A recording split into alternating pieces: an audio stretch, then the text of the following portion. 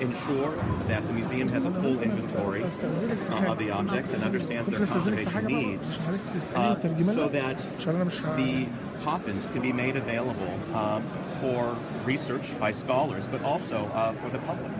And we're excited about that because it means that in the long run, more people here in Egypt and people from around the world will have the opportunity to discover and to appreciate the full range of heritage and of history within this single collection of coffins. These coffins were in the cellar of the museum, so it will be ruined if they were staying in the cellar. Why you made this project to preserve these coffins?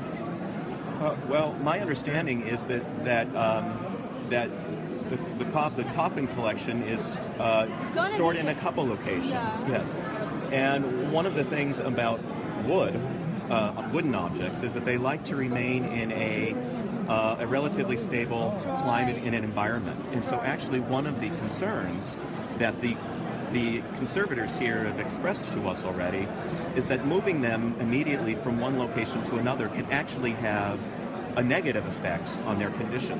So my understanding is that just because they are where they are doesn't mean that they are in peril. But that is one of the main objectives of this project, is to assess their conditions and determine the optimal environments for them to be stored in. And it might be that they remain where they are.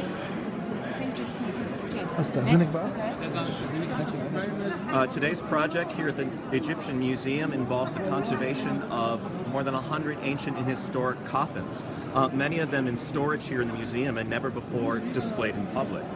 And one of the goals of this project that we are proud to support is the assessment of their conditions, their documentation, so to make sure that the museum has full data on all the coffins in the collection, and also their conservation, so that these coffins can be made available for scholars here in Egypt and around the world for them to conduct research, and also so that some of them may be displayed, like this one behind me here, so that the public can actually see and learn from this amazing collection.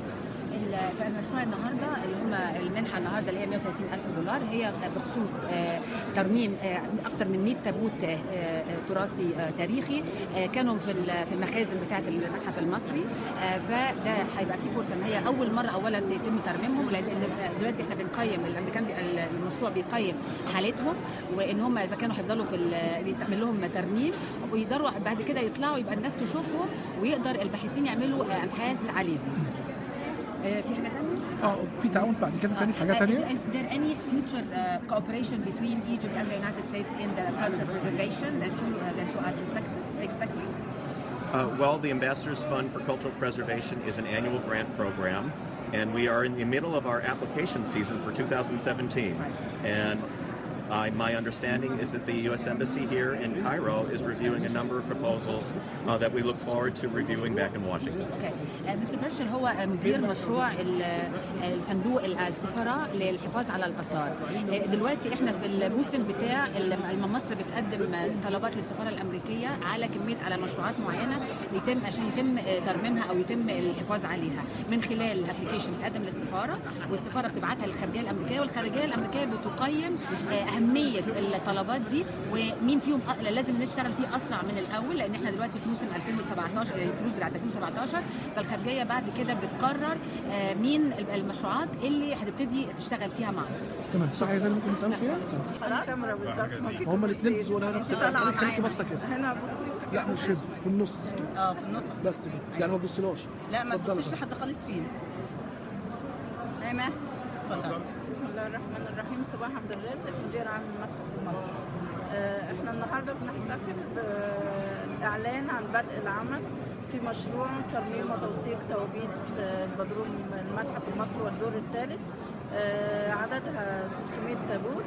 يأتي هذا في إطار المنحة المقدمة من صندوق السفير الأمريكي للحفاظ على التراث، والتي تقدم لها المتحف المصري في عام 2015 وتم إعلان نتيجتها في أغسطس عام 2016، وحصل المتحف المصري عليها نظرا لأهمية هذا المشروع وأهمية هذا التراث العالمي الذي يوجد بالمتحف المصري، حيث أن كم ضخم جدا من التوابيت، 600 تابوت موجودة في مكان واحد بمخزونة.